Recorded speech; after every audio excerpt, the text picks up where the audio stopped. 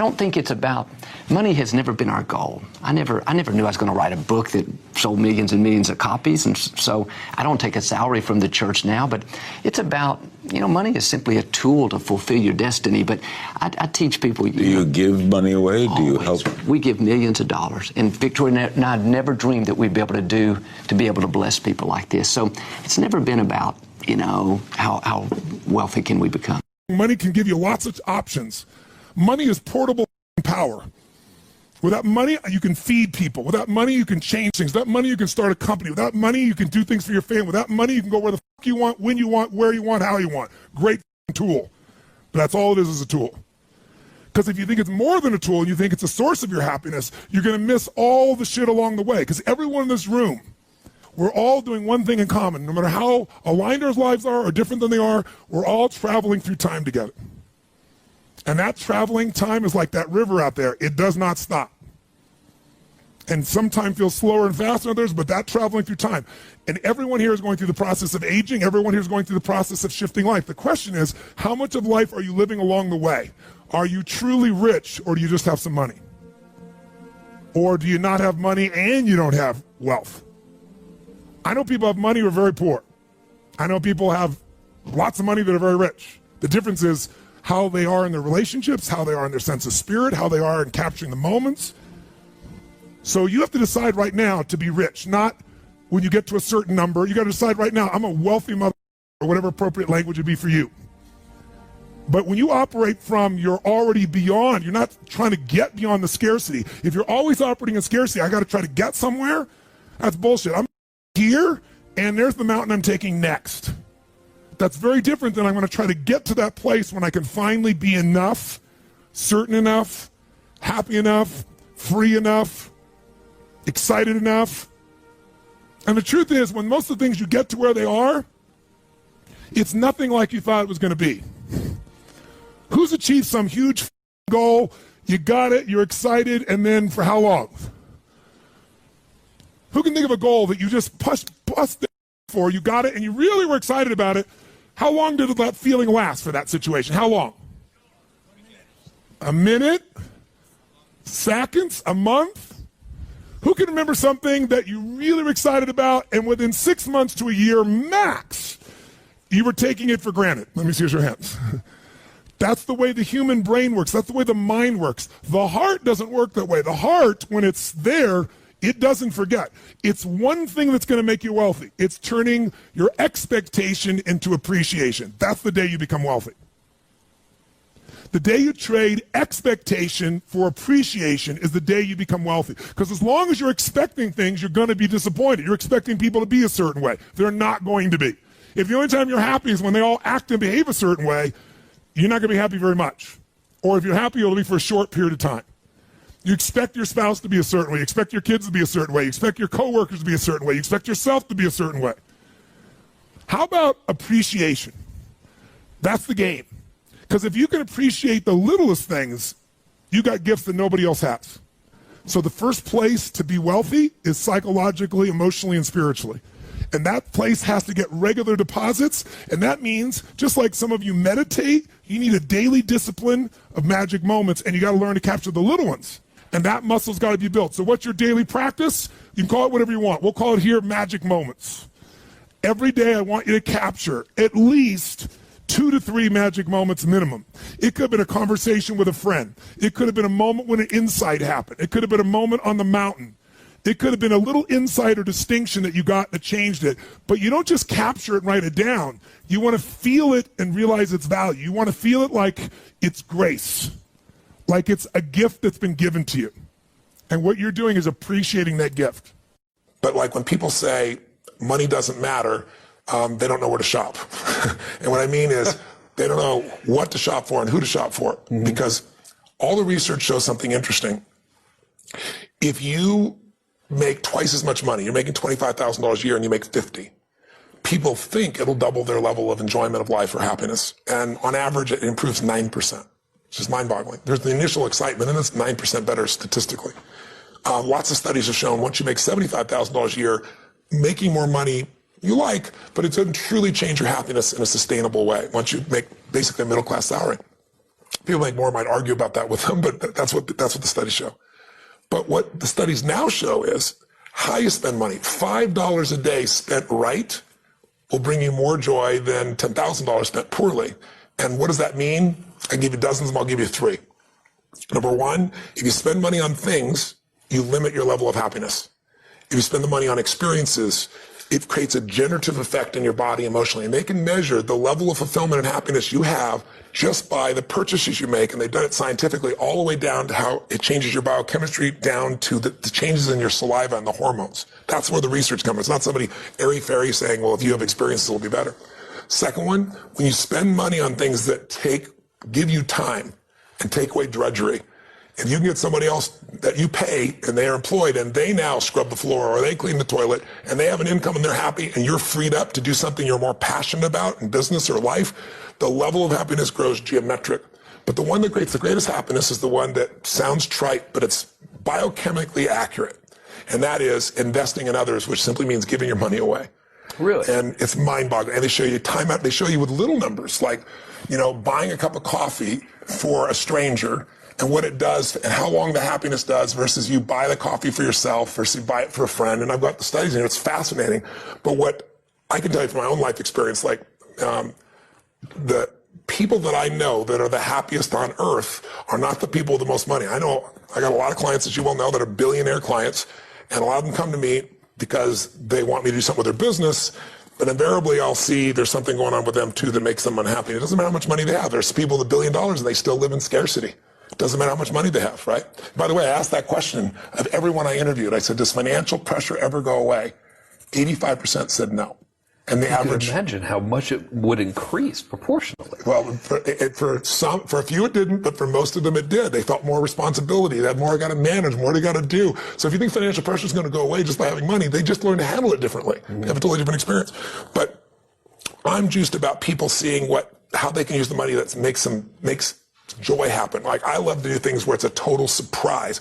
I remember when I had very little money, I was just getting started.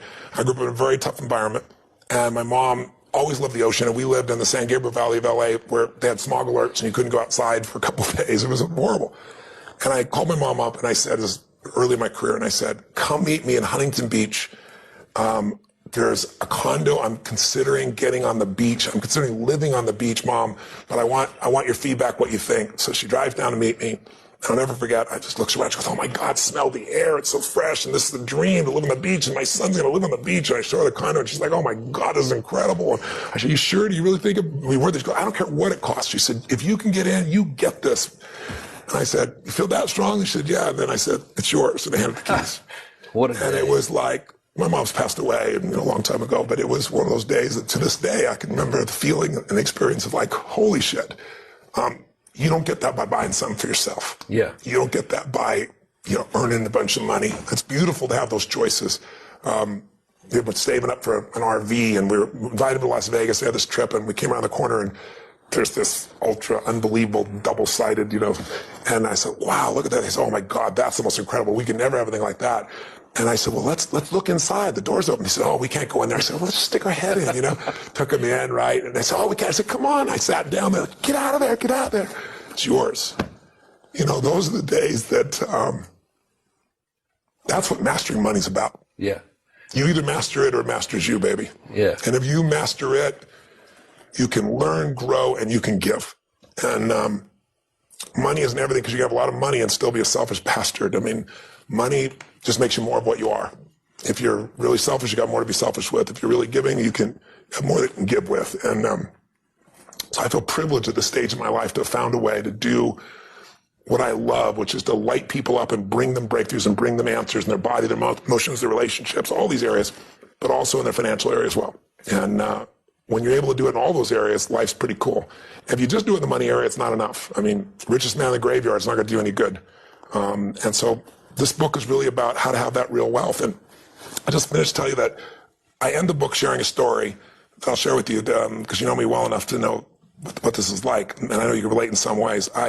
because I know your background in your hot suit, going out there with your credit card machines down in, was it Macon, Georgia? Macon, Georgia. Macon, Georgia, baby. It's still hot down there. It is still hot down there, and you're not. I think I'm still unwelcome to go try to sell credit card machines down there. They'd still rather me not show up. Probably that's a good thing. Yeah. But we have a similar background. We started with nothing, and I can remember I know the day I became wealthy, because I was thinking towards the end of the book, what was the day that I became a wealthy man?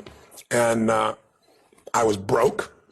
I was living in Venice, not Venice, Italy, Venice, LA, in this 400 square foot bachelor apartment. I was feeling sorry for myself. I was mad at the world. I was mad at a friend of mine that I loaned, $1,000 to, and he didn't pay me back, and he wouldn't return my phone calls because I was broke. I mean, I was down to, I don't know, 23, 24 bucks, something like that, some change. No prospects. I'm like, how am I going to eat? How am I going to survive? I'm going to pay my rent. I was already behind my rent by 30 days. And, when I was 17, my mom kicked my dad out. He went back east and kicked me out. And I survived by scrapping up enough money each day and then going to the smorgasbord and loading up for the winter, just eating all I could to make it last a day or two. And I thought, okay, that's what I'm going to do. And I walked, because I didn't want to take my car and the gas or pay for parking. Didn't have that kind of money. And I walked 3-4 miles from Venice to this place in Marina del Rey. It's still there. And it's called El Torito. It's this little Mexican restaurant that's on the water where all the, the amazing yachts are. And I thought, I'm going to go there and I'm going to absorb this abundance environment because I'm so scarce. And I'm going to eat all I can possibly eat, for $5.95 of this tacos and salad. Incredibly healthy, energizing. Of course, totally energizing. Like something I can go have a good sleep afterwards and forget all this, right? And I went in, I loaded up for winter, and I ate all the stuff, and I'm looking out there, and it was a beautiful day, and it was gorgeous. And so I got up to go pay, and as I got to go pay, in the front door walks this little boy, probably 8 years old, and 7, 8 years old. And he was dressed in a suit, and he's just like, kind of demure like you right now. If anything, I am certainly demure, as you well know. That's I well know. But sincerely, he was just really, I don't know, there was something about this kid. He had this air about him, and he opened the door for his mother, and he pulled the chair out for her. And I don't know, something about it just struck me emotionally very deeply. And I was just touched, thinking, this little boy has got so much heart and class. And so I walked up to him. I paid my bill and walked up to him, and I said hi, and I introduced myself, and I was nobody. Who the hell's Tony Robbins? No Tony Robbins. And he says, who is this gigantic? Yeah, that's what he's really thinking is not there. And I said, I just want to tell you, I watched you for the last few minutes. I said, I watched you open the door for you later. I saw you pull out the chair. I saw the way you looking in her eyes and giving her full attention. I said, you are a class act. And he looked at me and I said, and taking her lunch, that's awesome. He goes, well, she's my mom. And I said, that's even more cool. And he said, well, I'm not taking a lunch because I don't have a job yet. I'm 8, And I looked at him, I said, yes, you are. And I didn't have any plan. I just reached in my pocket, took all the money I had in the world. It was like $19 and some change, whatever was left after that. I just sat down in front of him in front of the table. And he looked up at me, his eyes got big as garbage can covers. He goes, what's that? And he smiled. I said, that's yours. He goes, I can't take that. And I said, yes, you can. He said, how come? I said, because I'm bigger than you are. And then I didn't say another word. Every time. I didn't say another word. I just turned. I didn't even look at his mom. I wasn't doing it for attention. And I walked out that door. And I didn't walk out that door. I flew out of that door, man. I had no car. I was walking home, I just felt like so alive. I felt so free. And I should have been scared shitless.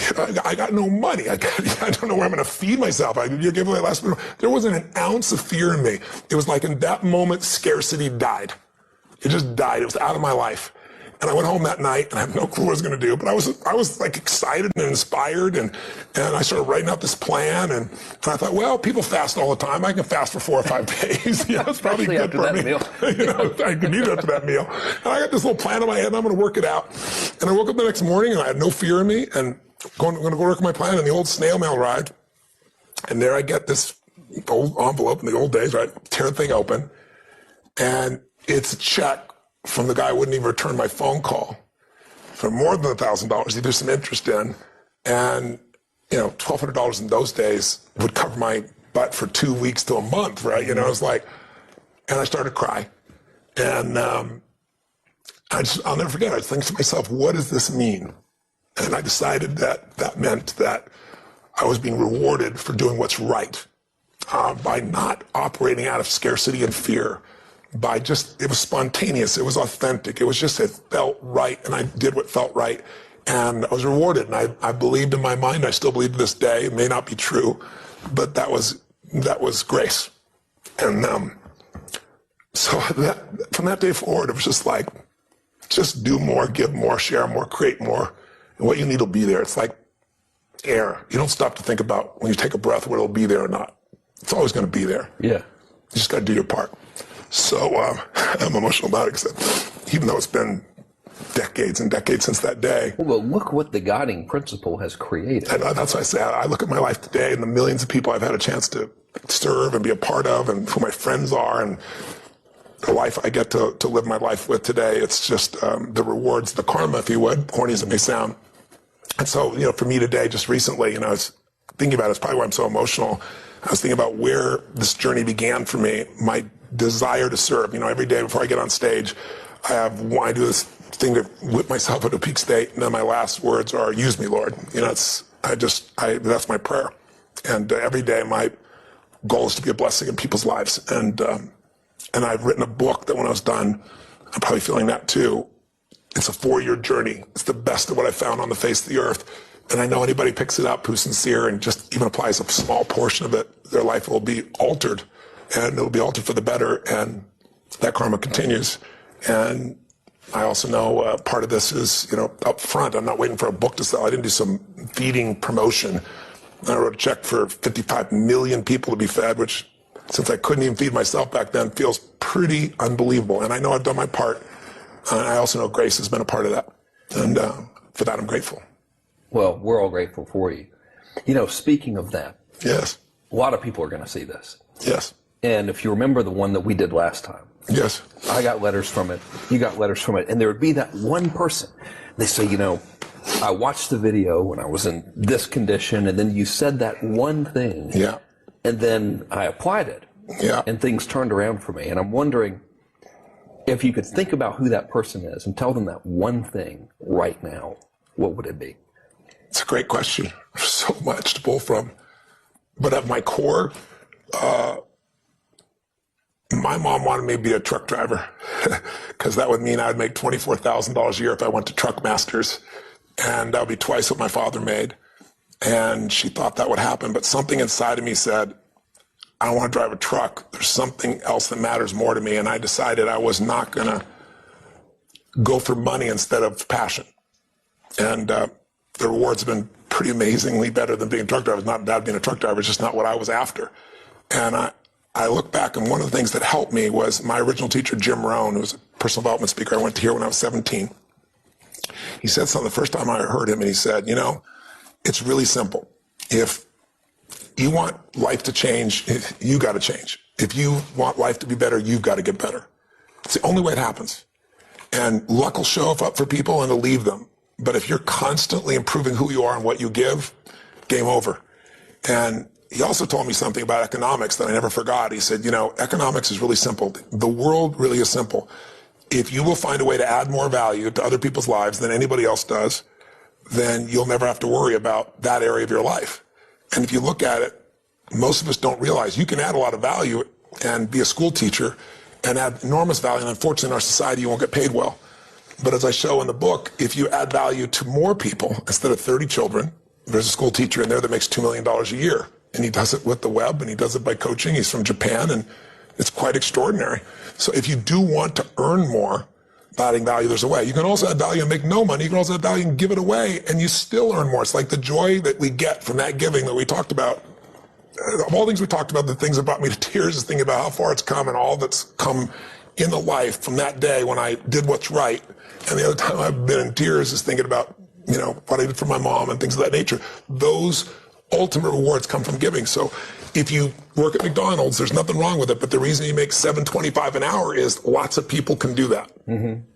If you're David Tepper, last year he made $3.5 billion. I'm not saying that should be aspirational for you, but it's because he found a way to do something nobody else did last year, which is get a 42% return. Find a way to add more value. If you can figure out what you're most passionate about, find a way to do it in a way that adds more value to more people, then economics will never be a question for you. But more important, you'll be wealthy because you'll know that you're a giver, not a taker in this world. And I think putting ourselves in that position is maybe the greatest gift we can give ourselves and everybody else. Well, I think you've certainly given a lot with this book. I mean, it's a hell of a thing.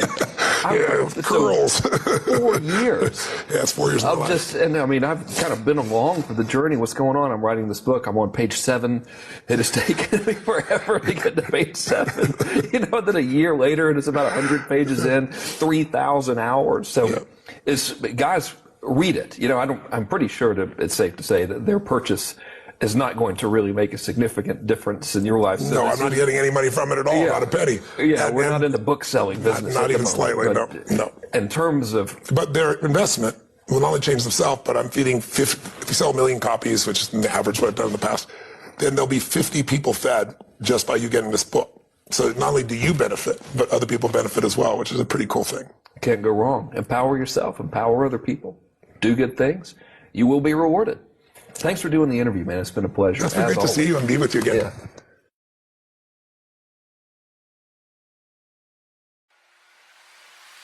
Yeah.